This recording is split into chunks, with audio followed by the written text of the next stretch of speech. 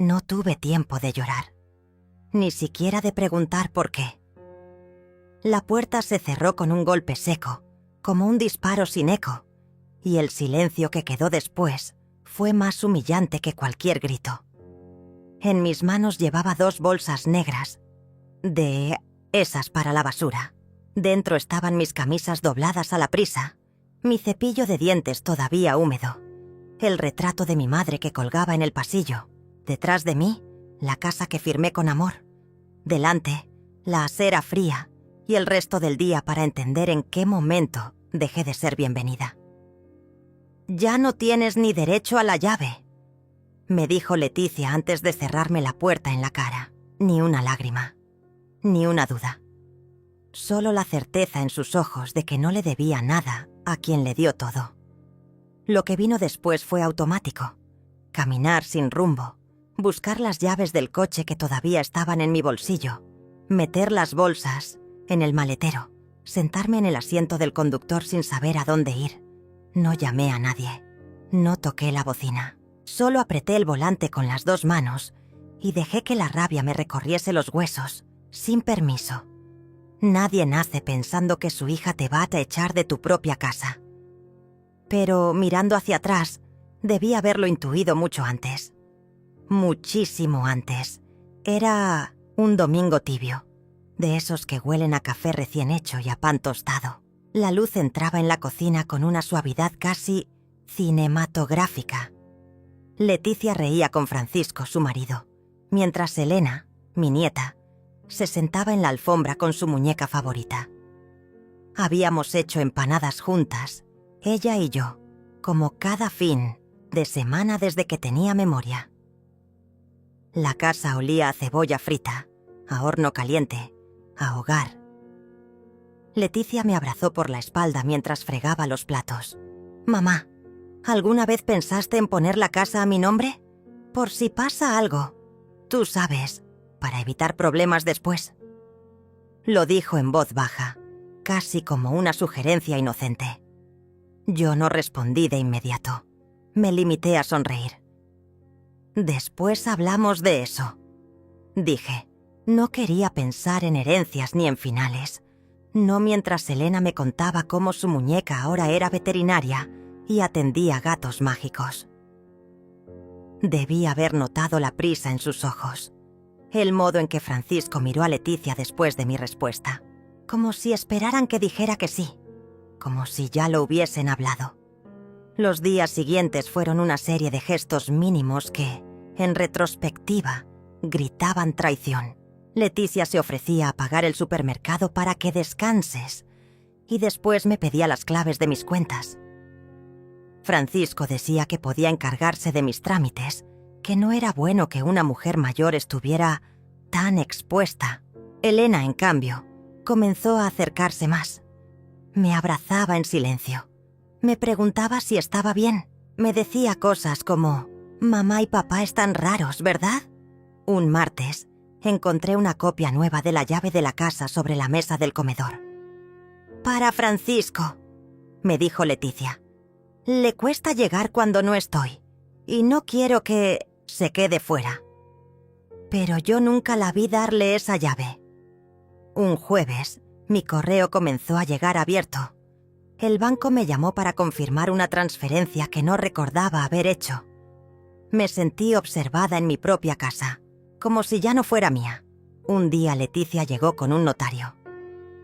«Solo para firmar una autorización, mamá, nada grave. Así, si pasa algo, no perdemos tiempo en trámites». Firmé. Lo hice confiando. Lo hice como quien no imagina que su hija pueda usar su amor como un arma. Dijo que era una escritura de respaldo, que todo seguiría igual, que no me preocupara. Francisco empezó a proshablar en plural. «Vamos a cambiar los muebles del comedor. Vamos a pintar el pasillo. Vamos a reorganizar la cocina». Yo no estaba incluida en ese nosotros. Leticia comenzó a cerrar la puerta de su habitación cuando hablaban. Elena ya no jugaba tanto en la sala. Me abrazaba más fuerte, pero hablaba menos. Y entonces, una mañana, Volviendo del mercado, encontré mis cosas en la entrada. Bolsas negras, mi bata doblada sobre la verja. Una nota. «Mamá, no es sano que sigas aquí. Te estás confundiendo. Esto es lo mejor para todos». Toqué el timbre. Leticia abrió con la seguridad de una dueña. «Ya no tienes derecho ni a la llave», dijo, y cerró la puerta. Elena gritó desde adentro. «¡Abuela!». Pero ya no podía acercarse. Francisco la tomó del brazo, la arrastró al interior. No grité, no lloré, solo bajé las escaleras y me senté en el coche.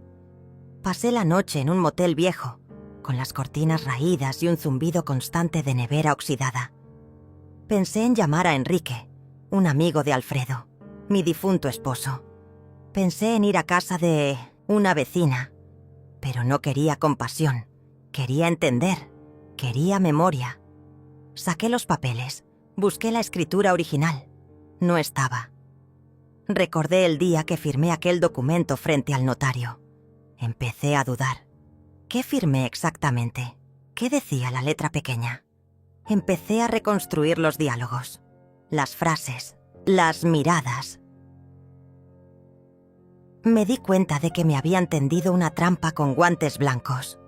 Me expulsaron con sonrisas. Me borraron como si yo fuera una carga, una vieja estorbo, una abuela que ya no suma, solo ocupa espacio. Y entonces, esa noche, mientras el televisor encendido del motel hablaba solo en voz baja, decidí que no iba a pelear, no iba a rogar, iba a observar. Y luego, iba a actuar. Dormí con un ojo abierto y el otro en los recuerdos. Cada grieta del techo del motel parecía dibujar el mapa de una traición larga, silenciosa, tejida durante años. Cuando amaneció, mi primer pensamiento fue Elena. Su voz llamándome desde dentro de la casa, su brazo estirado intentando alcanzarme antes de que Francisco la empujara hacia atrás. Ese gesto no se me salía del pecho. Como si aún pudiera escuchar el golpe de sus zapatillas sobre el suelo de madera mientras corría hacia la puerta. Salí temprano. No tenía dirección, pero sí un propósito. Conduje hasta la notaría donde firmé aquel papel con Leticia. Llevaba una copia de lo que ella me había dado en una carpeta verde que aún olía a casa vieja. Pregunté por el notario, Vicente. Me dijeron que estaba en una reunión. Esperé. Durante una hora, conté los cuadros torcidos de la sala. El zumbido del aire acondicionado. El sonido de las teclas que apretaba la secretaria al ritmo de su masticar de chicle. Cuando Vicente finalmente me recibió, me miró como si no me recordara. Le mostré la copia. Le pregunté qué exactamente había firmado aquel día. Sus cejas se alzaron. Su voz se volvió más cuidadosa. «Doña Isabel, este documento es una cesión total de derechos. Usted transfirió la propiedad a nombre de su hija. La casa ya no está a su nombre». No entendí de inmediato. El mundo pareció inclinarse un poco hacia la izquierda. Pero ella me dijo que era solo una autorización para trámites legales. Una especie de respaldo, nada definitivo. Vicente tragó saliva. No negó nada. No confirmó tampoco. Se limitó a decir: «Aquí tengo su firma. Está notariado. Todo fue registrado hace 3 semanas». 3 semanas. Leticia ya había ejecutado el golpe antes de echarme.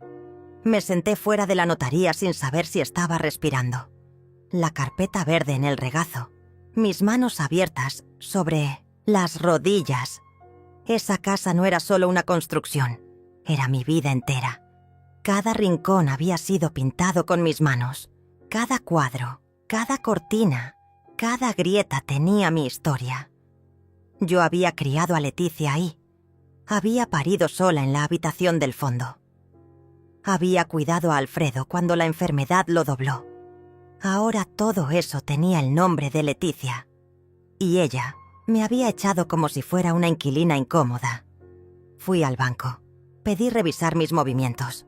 El gerente, César, me conocía desde hacía años. Dudó, pero después de mostrarle mi identificación, accedió a mostrarme los registros. Ahí estaban. Transferencias a una cuenta conjunta entre Leticia y Francisco. Retiros de efectivo. Compras a nombre de Francisco. Una moto, electrodomésticos. Me sentí vaciada. ¿Puede imprimir todo eso?, pregunté. Claro, pero si va a hacer una denuncia, le recomiendo hablar con un abogado. Eso haría.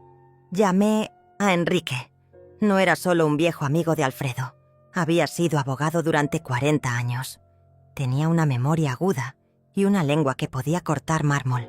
Le conté todo, pausadamente, sin adjetivos.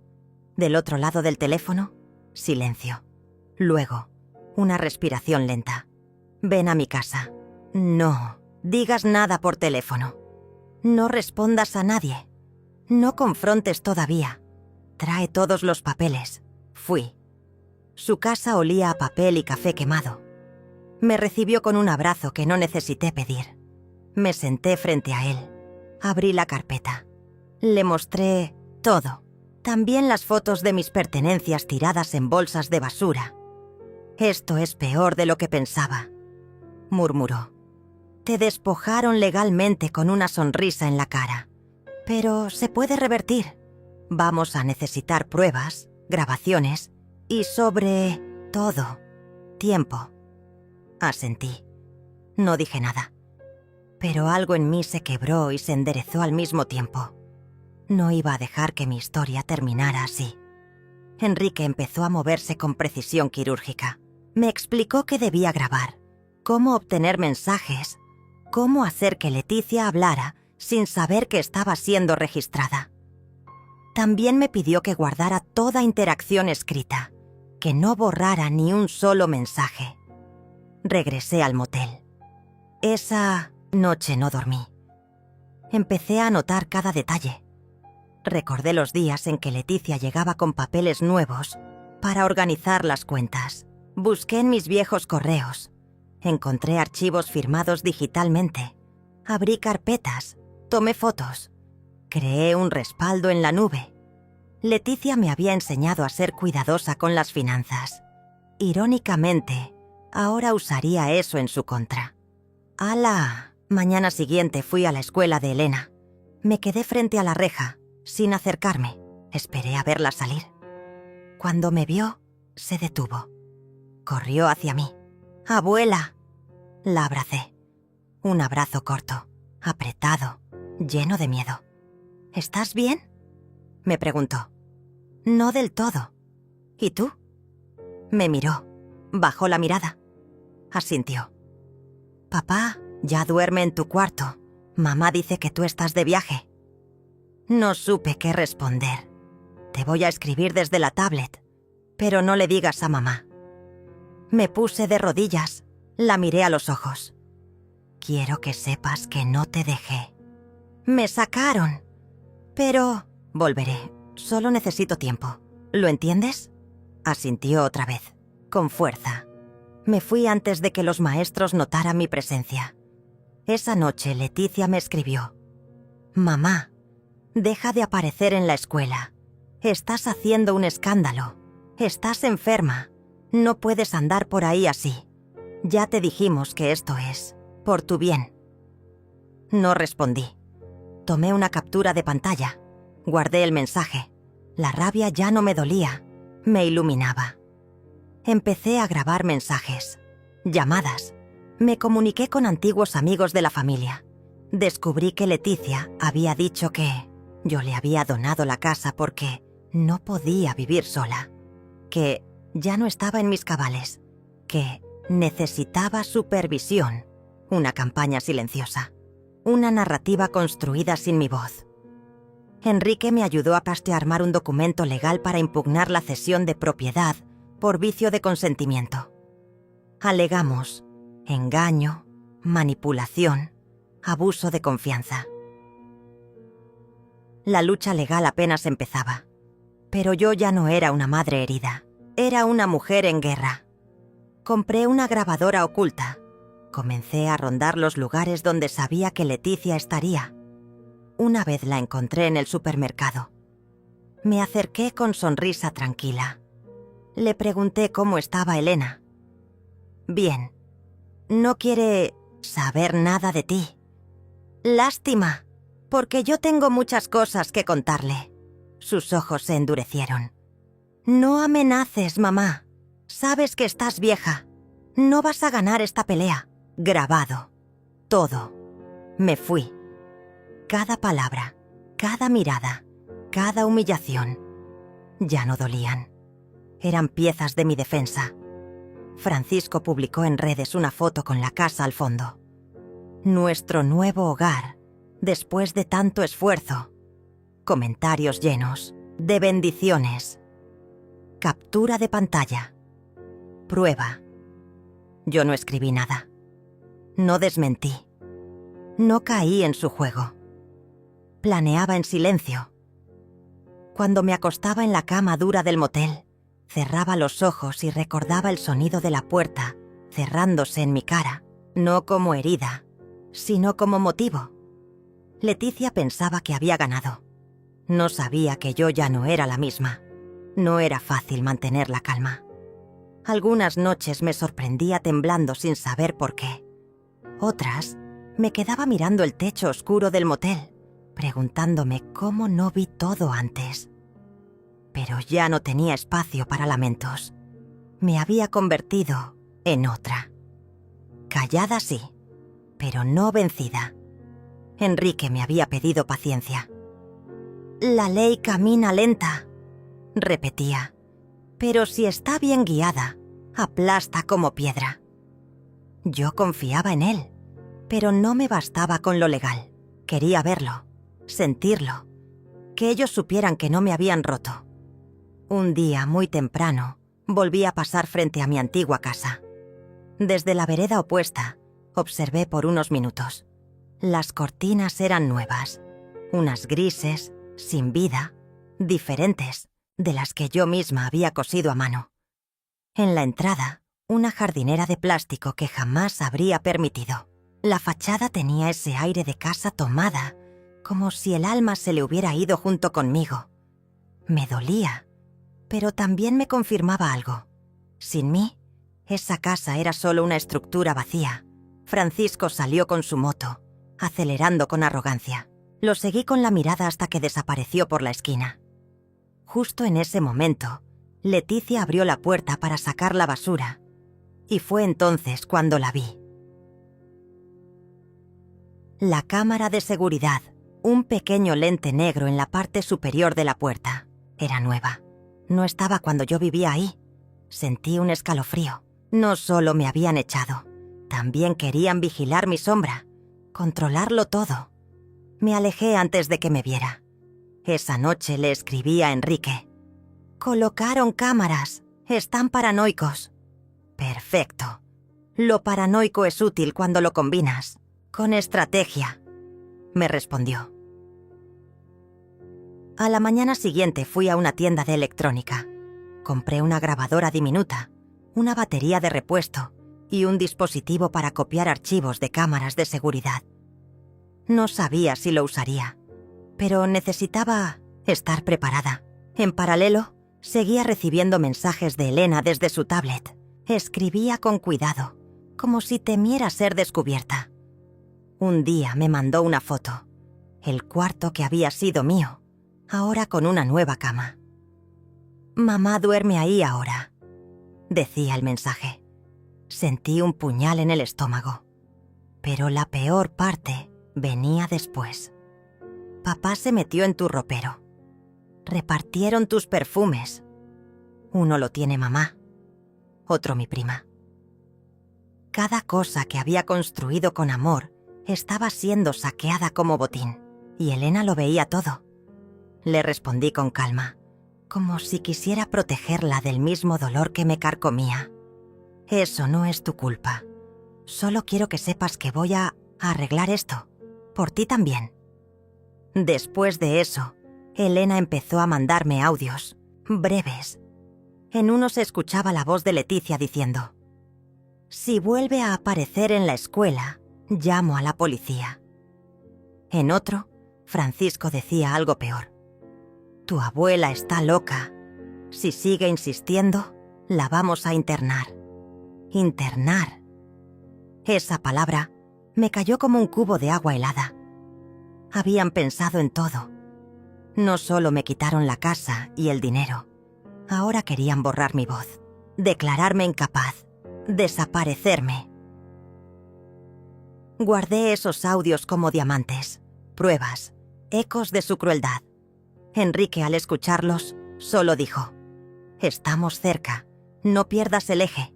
Esta guerra no se gana con gritos, se gana con control». Empecé a frecuentar una pequeña biblioteca comunitaria, no solo para tener internet gratis, sino porque era un lugar donde nadie me conocía. Desde ahí, accedí a foros legales, leí casos similares. Algunas historias eran aún más oscuras que la mía. Padres despojados, abuelas echadas, mujeres que confiaron en sus hijos y fueron reducidas a basura. Pero en cada una de esas historias también había un punto de quiebre, un momento exacto donde todo se revertía. Yo estaba buscando el mío. Mientras tanto, Leticia y Francisco se mostraban como reyes. Publicaban fotos en la terraza, con copas de vino. Hacían cenas con amigos. Hasta organizaron un baby shower para una prima lejana en el patio que yo había construido con mis manos. Una vecina me mandó las fotos. «Están diciendo que tú te fuiste porque no podías mantener la casa sola», escribió. Mentiras. Y nadie las desmentía. Francisco, por su parte, había empezado a recibir paquetes en la casa. Compras online, todo a mi nombre. Enrique me dijo que eso era clave. Está utilizando tu identidad para financiar sus caprichos. Es una bomba que podemos detonar cuando llegue el momento. Un día fui a una comisaría a pedir copia de mi propia denuncia. El oficial me miró con lástima. «¿La echaron de su casa, señora?» Asentí. Es común, más de lo que cree. Pero pocas lo enfrentan. Usted es valiente. No respondí. Solo pedí el papel, lo doblé y lo guardé. Esa noche, mientras cenaba sola en el cuarto del motel, pensé en Alfredo, en cómo él siempre decía que la gente no cambia, solo se desenmascara. Leticia no se había vuelto cruel de un día para otro. Solo se quitó la máscara cuando creyó que yo ya no podía hacerle daño. Grave error. Un jueves, me crucé con Vicente en una cafetería. Él intentó evitarme, pero lo enfrenté. Le pregunté si Leticia le había ofrecido algo a cambio de su silencio, dinero, favores, protección legal. Él no negó. Solo dijo: «No quiero problemas». Grabé toda la conversación. La carpeta digital que tenía en la nube ya pesaba más de 1 gigabyte. Pruebas, audios, documentos, imágenes. Enrique me dijo que con eso ya podíamos iniciar el proceso para impugnar la cesión. Pero también me pidió una cosa más. Necesitamos una confesión directa. Que ella admita que te engañó. Que no fue un acuerdo voluntario. Era difícil. Leticia ya no confiaba en mí. Me evitaba. Me bloqueó de todos lados. Pero aún tenía a Elena. Le pedí a mi nieta que grabara una conversación con su madre. Que hiciera preguntas inocentes. Que dejara el celular grabando mientras hablaban del tema. Me dijo que sí. Y lo hizo. El audio me llegó una semana después. Leticia riendo. Tu abuela era tan ingenua. Firmó todo creyendo que era un poder temporal. Pobrecita. Si supiera que yo ya había vendido la idea a Francisco desde antes. Esa frase era dinamita. Lloré. No por la traición, sino por tenerlo grabado. Por tener el alma de mi hija expuesta en un archivo de audio.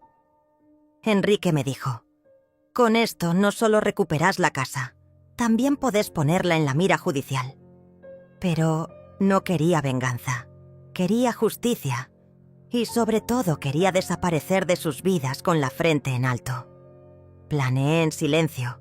Ya sabía cómo hacerlo. Faltaba poco. La noche que recibí el último audio de Elena, no dormí. No era insomnio de dolor. Era otra cosa. Una especie de electricidad interior que no me dejaba quedarme quieta.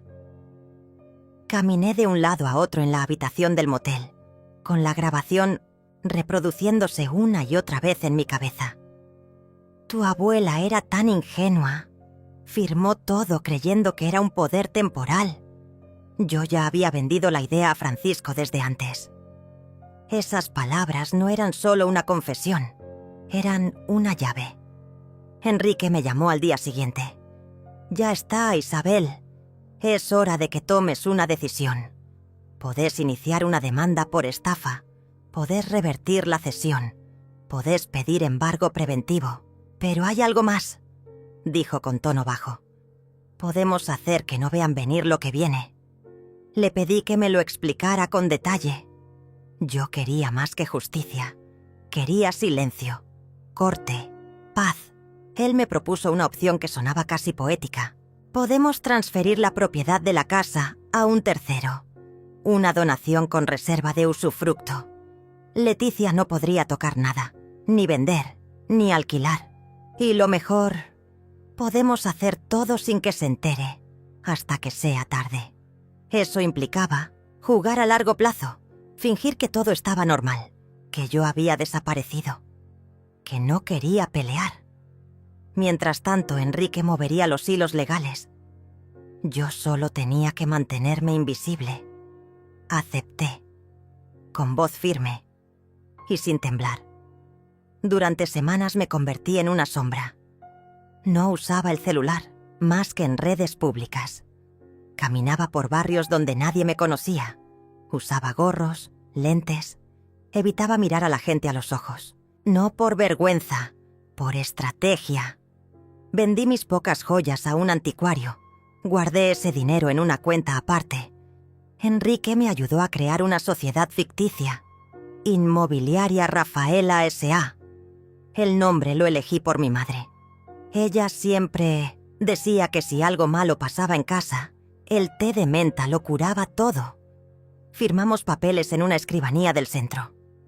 Llevé la cédula vencida, una copia de mi firma legal y un poder notarial que me permitía actuar sin presencia física. Enrique tenía todo previsto. En paralelo, seguí recibiendo noticias de Elena.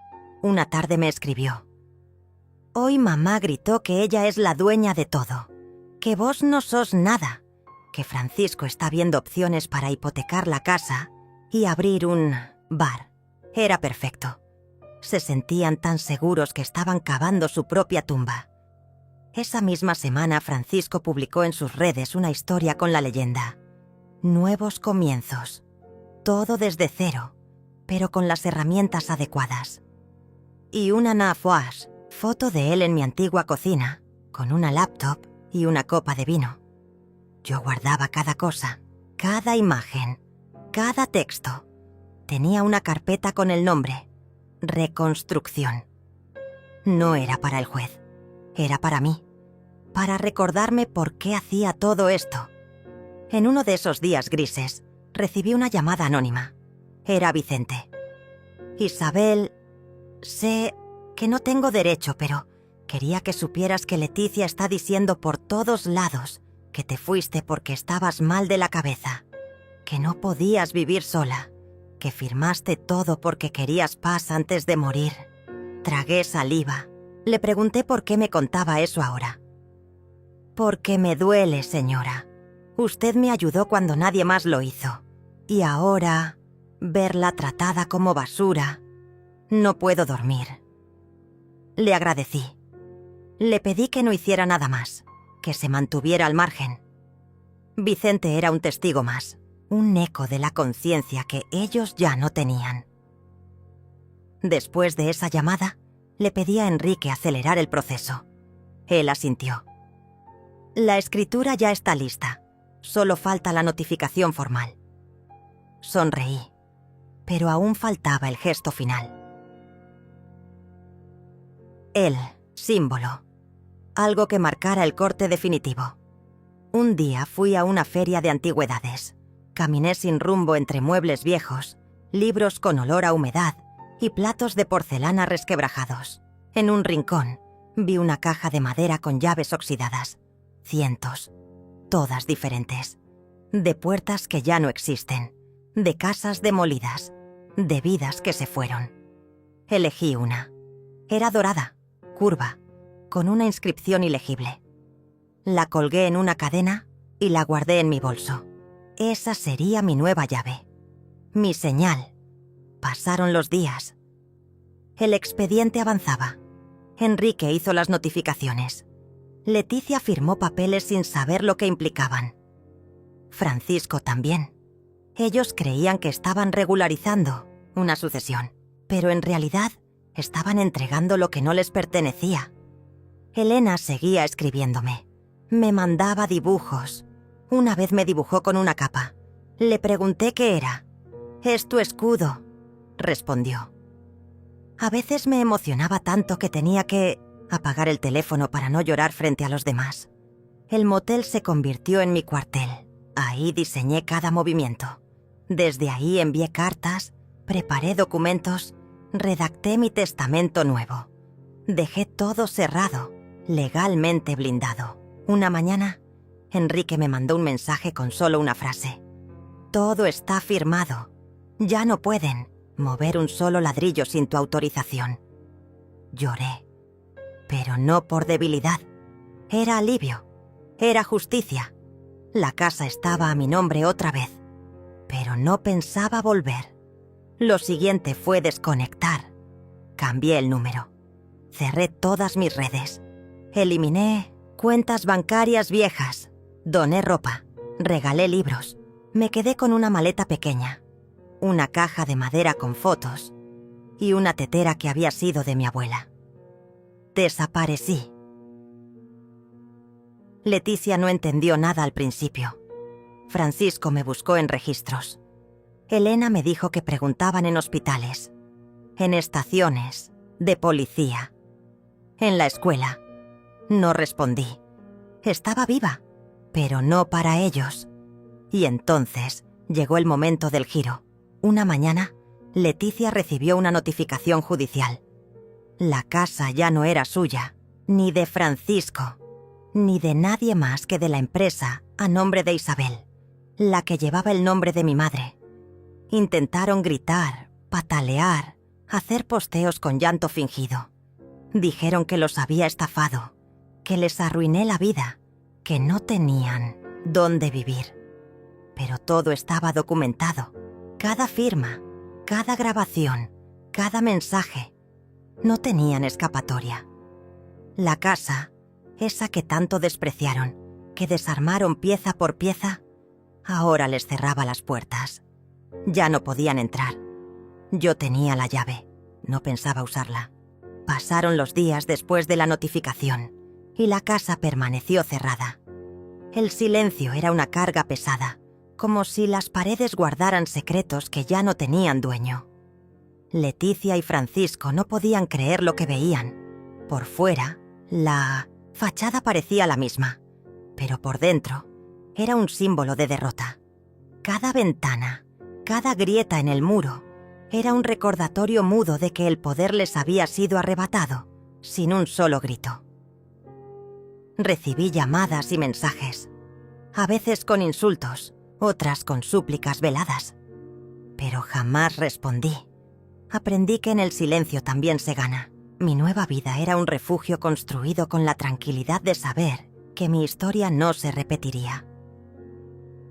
Una mañana, mientras preparaba un té de menta en una taza que perteneció a mi madre, recibí una carta sin remitente. La abrí con cuidado y dentro había una fotografía. Era Elena, tomada desde la distancia, con la mirada perdida y el rostro apagado. En el reverso, un mensaje escrito a mano. Sigo viendo todo. No estoy de su lado. Fue un golpe inesperado. Mi nieta, el puente que aún podría unirnos, parecía haberse resignado al juego cruel de su madre y Francisco.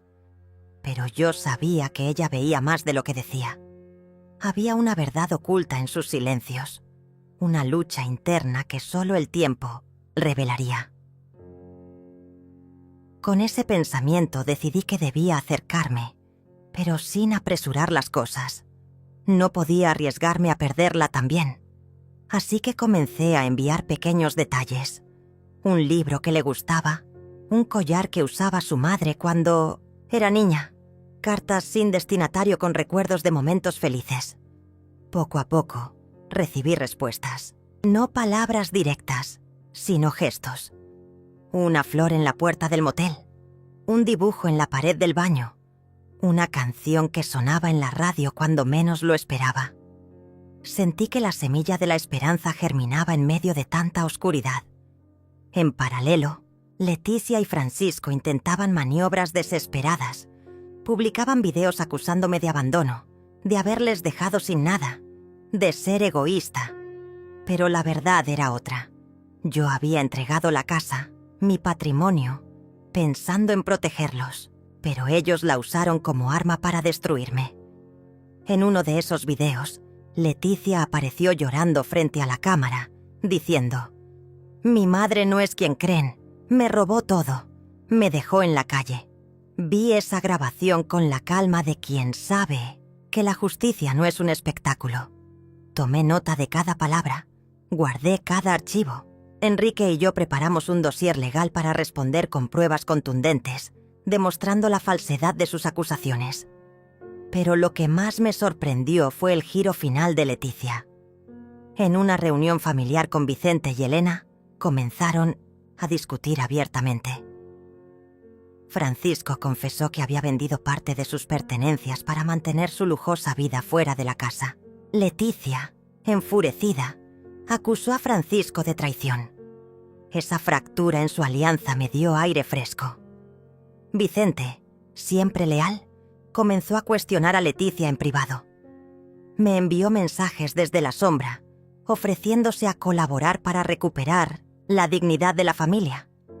Así, la tensión crecía, pero también la posibilidad de redención. Una noche, sentada frente a la chimenea en el motel, escribí las palabras que marcarían mi futuro. No soy la víctima, soy la que decide su destino. Cerré el cuaderno y apagué la luz.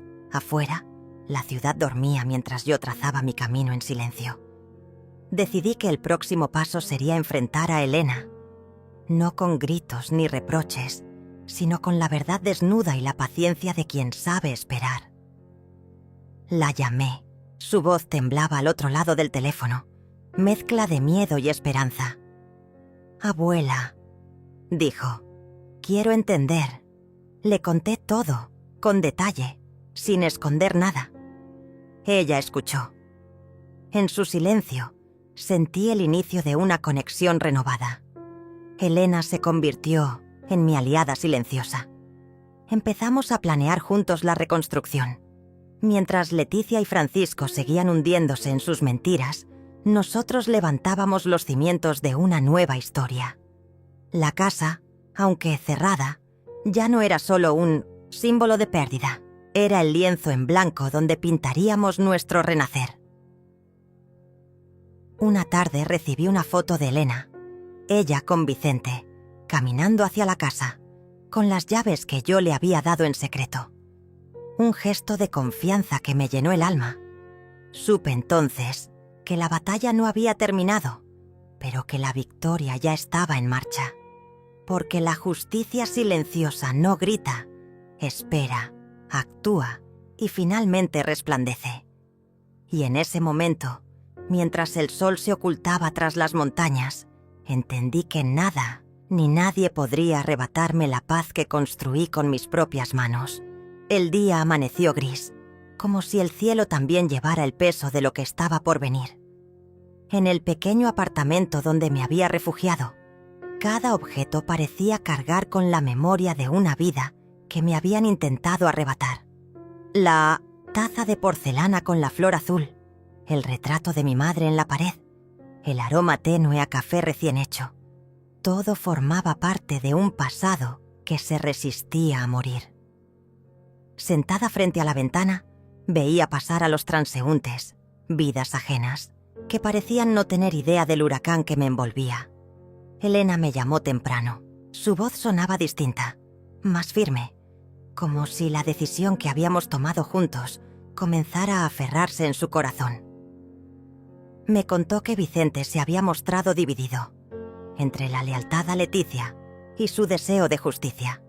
También que Francisco empezaba a perder el control. Sus redes sociales se habían convertido en un campo de batalla donde la verdad y la mentira se enfrentaban sin piedad. Pero para nosotros, cada ataque era un impulso más para avanzar con cautela y estrategia. Decidí que era momento de actuar en terreno. No podía quedarme encerrada, esperando que la justicia viniera sola. Con Enrique planificamos una visita sigilosa a la casa, ahora en manos de Elena y Vicente. Queríamos verificar el estado del inmueble, buscar cualquier señal de manipulación o daño y, sobre todo, demostrar que el hogar no había dejado de ser mío y de mi familia.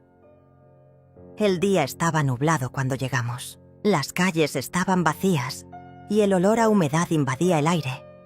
La puerta principal, una vez robusta y bien cuidada, mostraba signos de desgaste. Las bisagras chirriaban como quejidos antiguos.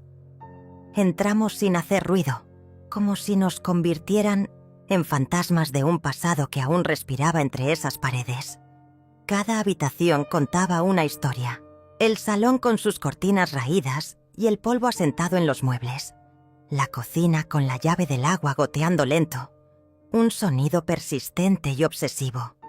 La habitación de Elena con sus libros desordenados y una carta doblada en el escritorio. La leí en voz baja. Era un mensaje de Leticia para Elena, lleno de reproches disfrazados de consejo. «Recuerda quién manda aquí», decía al final, con una tinta que parecía tan venenosa como sus intenciones. Mientras avanzábamos encontramos algo que no esperaba, una cámara de seguridad oculta en la sala. Al revisar las grabaciones, descubrimos horas de videos donde Leticia y Francisco aparecían conversando con personas desconocidas, haciendo planes, manipulando documentos, hablando de acciones legales que pretendían silenciarme para siempre. Fue un golpe, pero también una revelación vital. Con esa prueba en mano, Enrique y yo organizamos una reunión con nuestro abogado. Estábamos listos para contraatacar, pero esta vez con la ventaja de la información y la verdad. La estrategia cambió. No solo responderíamos a las agresiones, sino que tomaríamos la iniciativa para recuperar lo que era legítimamente mío. Mientras tanto, Elena comenzó a mostrar señales de un despertar. Ya no era la joven temerosa y callada que había conocido. Ahora era una mujer decidida, que comprendía el juego oscuro en el que había estado atrapada. A través de sus mensajes y visitas discretas, supe que la reconciliación con Vicente y conmigo era posible, pero que la sombra de Leticia aún era larga y peligrosa. Un día, al regresar al apartamento, encontré un paquete en la puerta. Dentro, una carta y un libro antiguo, con las páginas amarillentas por el tiempo. La carta era de Leticia, una confesión disfrazada de amenaza. No creas que ganarás. El pasado siempre vuelve para castigar. Pero el libro era diferente. Era un diario de mi madre, lleno de notas, recetas y reflexiones sobre la familia y la fortaleza en la adversidad. Leer aquellas páginas fue como escuchar una voz amiga que me guiaba en la oscuridad. Mi madre había enfrentado sus propios demonios, había sufrido traiciones y pérdidas, pero siempre había encontrado la manera de levantarse con dignidad. Sus palabras fueron un bálsamo para mi alma, una inspiración para no rendirme. Decidí compartir ese legado con Elena. Nos reunimos en un café discreto y entre sorbos de café amargo le entregué el diario. Su mirada se iluminó y por primera vez vi en ella la chispa de esperanza que yo había sentido al leerlo. Era el inicio de un puente invisible entre nosotras, un lazo que ni Leticia ni Francisco podrían romper. Los días siguientes fueron una mezcla de tensión y esperanza. Las amenazas continuaban, los insultos en las redes sociales se volvían más agresivos, pero también aumentaba la fuerza de nuestra alianza. Vicente, aunque cauteloso, se acercaba cada vez más a nuestro lado, cansado de las mentiras y la manipulación. En una llamada nocturna, Elena me confesó que estaba lista para enfrentar a su madre, para romper el ciclo de dolor y mentiras. Quería que la justicia no fuera solo un sueño, sino una realidad tangible. Sentí orgullo y miedo al mismo tiempo, porque sabía que esa batalla no sería fácil ni rápida. Preparé entonces un plan. No sería una confrontación explosiva, sino un acto silencioso de poder y verdad. Reunimos documentos, testimonios, grabaciones, cada pieza que desmontaba la farsa de Leticia y Francisco. Enrique trabajó incansablemente para preparar la demanda que presentaría en los tribunales mientras yo me mantenía firme, sin mostrar debilidad. La noche antes de entregar el expediente, me senté en el balcón del apartamento, mirando la ciudad iluminada por luces lejanas. Pensé en todo lo que había perdido y ganado, en las heridas invisibles que aún sanaban, en la fuerza silenciosa que me había llevado hasta allí. Cerré los ojos y respiré profundo, como quien se prepara para la tormenta y la calma que viene después. Al día siguiente, con el expediente en manos del abogado, sentí una liberación inesperada.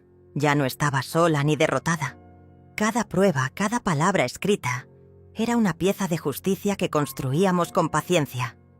La batalla legal comenzaba, pero yo sabía que la verdadera victoria estaba en no perder mi dignidad, en mantener mi voz cuando todo parecía querer silenciarme. Y mientras la tormenta arreciaba afuera, yo me mantenía firme, implacable, invencible en el silencio. El tribunal estaba en silencio cuando entré por primera vez. No era solo un lugar de leyes, sino el escenario donde se definiría la dignidad que me habían intentado arrebatar. El aire olía a madera vieja y a la mezcla de perfumes discretos que usaban los asistentes. Mis pasos resonaban en el pasillo largo, y cada latido en mi pecho era un tambor que marcaba el ritmo de esta nueva batalla. Sentía las miradas que pasaban de indiferentes a curiosas. Algunos juzgaban sin conocer, otros parecían comprender la historia oculta detrás de mi silencio. Elena me acompañaba, su mano apretando la mía con firmeza. Un gesto pequeño, pero que contenía el peso de toda nuestra alianza. Vicente no pudo venir. Estaba en un juicio paralelo contra Francisco, quien intentaba desesperadamente mantener su fachada intacta. La sala se llenó poco a poco de personas, abogados, testigos y una sombra que parecía flotar en el fondo. Leticia, observando con ojos fríos, calculadores. Cuando el juez pidió que iniciáramos, tomé una bocanada profunda de aire y empecé a relatar la verdad que había acumulado durante meses, dejando que cada palabra, cada prueba, cayera con precisión quirúrgica sobre la mesa. No era solo una demanda legal, era un acto de justicia silenciosa, una reivindicación que construía paso a paso, sin gritos ni lágrimas, con la fuerza contenida de quien sabe que el tiempo está de su lado. Elena presentó los mensajes, las fotos, las grabaciones. Cada evidencia desmontaba la farsa que Francisco y Leticia habían tejido con tanta malicia. Mientras hablábamos podía ver cómo algunos en la sala intercambiaban miradas nerviosas. La máscara de inocencia empezaba a resquebrajarse ante la verdad. La tensión crecía como una marea invisible, y yo sentía cómo el poder de nuestra historia se filtraba en cada rincón. Al terminar, el juez se retiró a deliberar, y en ese momento, Leticia se acercó a mí. No dijo una palabra, solo me lanzó una mirada helada, un gesto que intentaba intimidar, pero que en realidad evidenciaba su miedo. Respondí con una sonrisa contenida, porque sabía que esta batalla ya no era solo mía, sino de todas las mujeres que habían sido silenciadas por el egoísmo y la traición. Los días siguientes fueron una mezcla de espera y pequeños avances. Vicente, después de ganar su juicio, se unió con más fuerza a nuestro lado, y Francisco comenzó a mostrar grietas en su defensa. Pero Leticia no se rendía. Usaba las redes sociales para lanzar ataques velados, videos donde se presentaba como víctima de una conspiración, tratando de manipular a quienes aún creían en ella. En ese momento comprendí que la lucha no era solo legal, sino también moral y emocional. Decidí responder no con palabras, sino con acciones silenciosas que hablaran por sí solas. Empecé a compartir fragmentos del diario de mi madre en un blog anónimo, historias de resiliencia y fortaleza que inspiraban a otros a no rendirse. Elena me ayudaba con las publicaciones y juntas construíamos una comunidad de apoyo que crecía día a día. Una noche, mientras revisaba mensajes de esa comunidad, recibí uno que me conmovió profundamente. Una mujer que había pasado por una situación similar me agradecía por darle esperanza. Sentí que mi voz, aunque contenida, estaba empezando a romper cadenas más allá de mi propia historia. Pero la verdadera prueba llegó cuando recibí una llamada de Vicente. Había encontrado documentos que Leticia había ocultado, pruebas que podían cambiar el rumbo del juicio. Esa noche no dormí, repasando mentalmente cada paso, cada riesgo. Sabía que la justicia requería paciencia, pero también determinación. Decidí reunirme con Elena en el parque donde solíamos caminar antes de todo esto. El aire fresco y el olor a tierra mojada parecían limpiar la tensión acumulada. Caminamos en silencio, hasta que ella rompió el silencio con una frase que aún resuena en mi memoria. «Mamá, no estás sola. Esto termina aquí, y juntas». Fue un momento de conexión profunda, un pacto silencioso que fortaleció nuestra lucha. En ese instante entendí que la batalla no era solo por una casa, sino por recuperar el respeto, la verdad y el amor que habíamos perdido. Los días siguientes fueron frenéticos. Enrique nos ayudó a preparar la presentación de esas nuevas pruebas al tribunal, mientras yo me mantenía firme, sin mostrar miedo ni dudas. Sabía que cada paso nos acercaba a la justicia, pero también a un desenlace que podría cambiar nuestras vidas para siempre. La mañana de la audiencia decisiva, desperté temprano, con la mente clara y el corazón en calma. Me vestí con la ropa que había elegido para esta batalla, sencilla, pero con un aire de determinación. Al salir, sentí el peso de todas las miradas, pero también la fuerza de mi propia voz. En el tribunal, mientras presentábamos las nuevas pruebas, sentí cómo el ambiente cambiaba. Leticia intentaba interrumpir con argumentos débiles, pero el juez mantenía la compostura, dejando que la verdad hablara por sí sola. Cada documento, cada testimonio, construía un muro impenetrable contra las mentiras. Finalmente, cuando el juez anunció que se tomaría un tiempo para deliberar, la sala se llenó de un silencio expectante. Miré a Elena, que sostenía mi mirada con una mezcla de nerviosismo y esperanza. Afuera, el sol comenzaba a asomarse, iluminando la ciudad con una luz que parecía prometer un nuevo comienzo.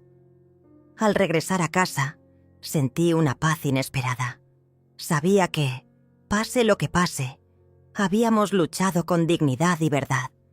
Y mientras cerraba la puerta detrás de mí, escuché el sonido de una llave girando en la cerradura, un símbolo de que, finalmente, el control estaba regresando a mis manos.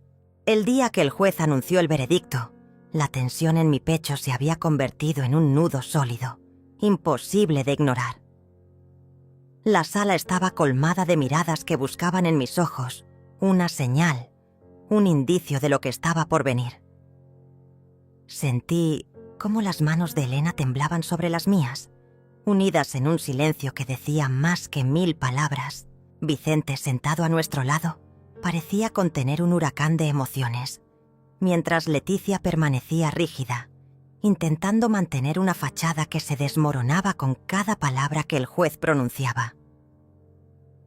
«El tribunal falla a favor de la demandante», dijo finalmente, y un murmullo recorrió la sala, como si el aire mismo hubiera cambiado de peso. No había gritos ni lágrimas, solo un silencio denso, lleno de la gravedad de la justicia cumplida. Pero en ese instante, yo no celebré. Sentí una calma profunda, el cierre de un capítulo doloroso que me había robado años de paz y dignidad. Leticia intentó reaccionar con palabras afiladas, acusaciones desesperadas que sonaban huecas. Francisco bajó la cabeza, derrotado ante la evidencia irrefutable. Pero yo, por primera vez en mucho tiempo, me sentí libre. El peso de la traición, de la humillación, comenzaba a disiparse, reemplazado por una fuerza serena que venía de dentro.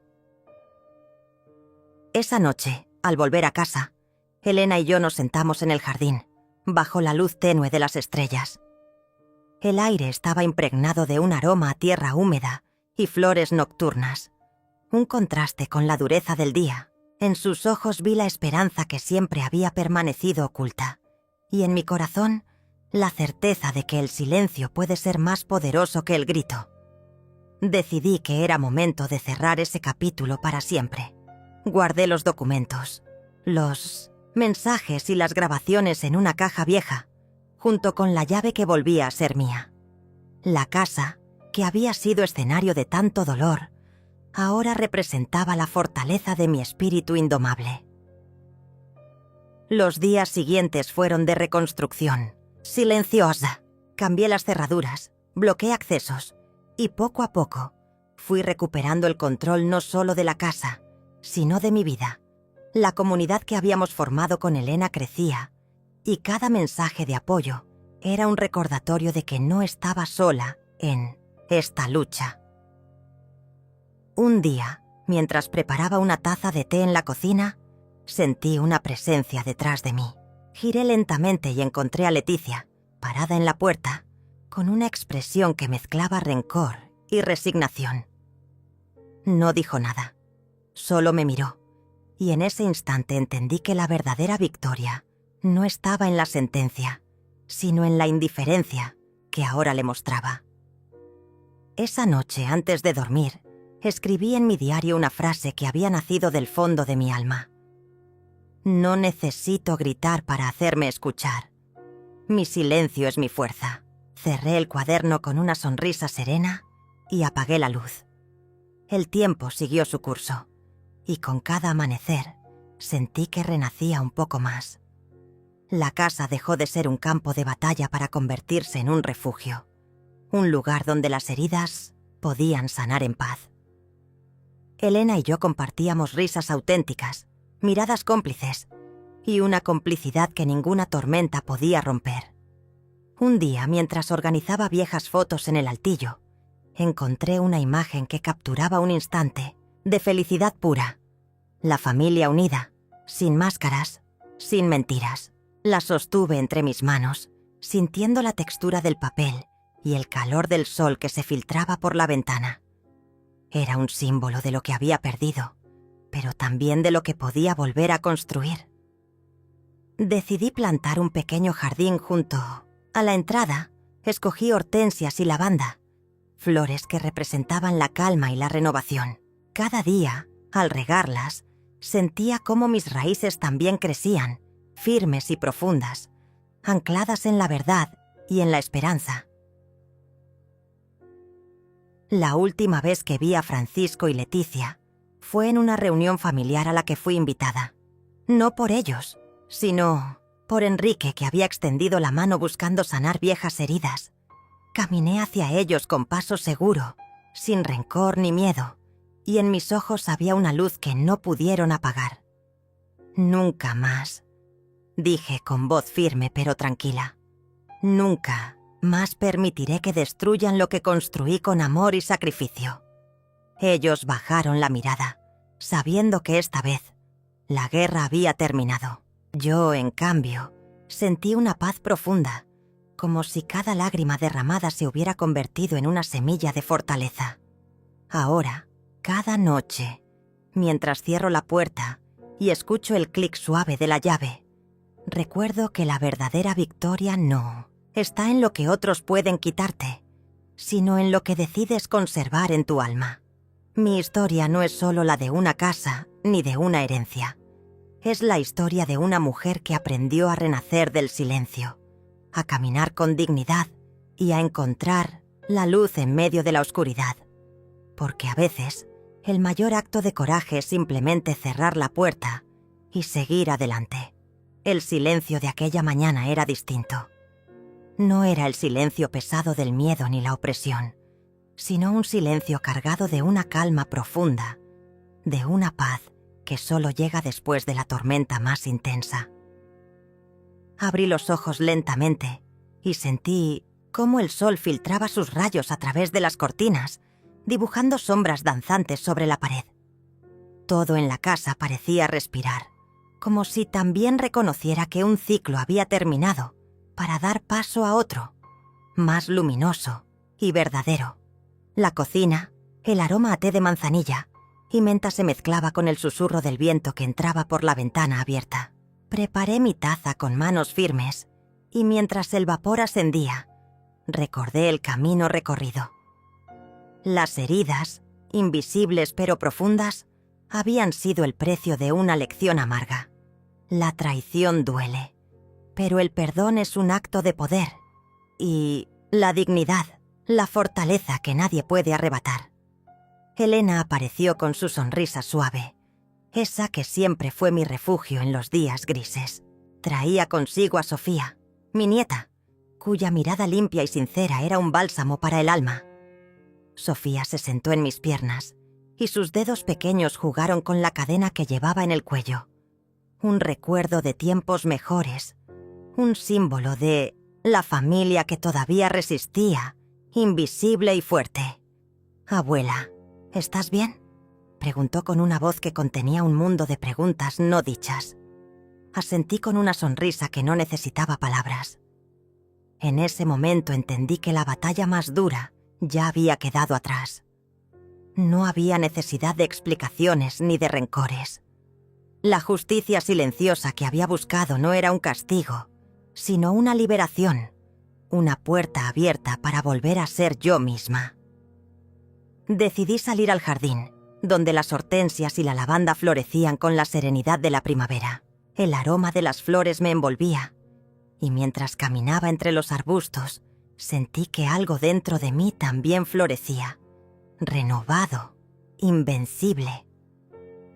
Saqué una pequeña pala y con cuidado planté una nueva semilla, un símbolo de todo lo que estaba por venir. El sol acariciaba mi piel y por primera vez en mucho tiempo no sentí frío ni miedo.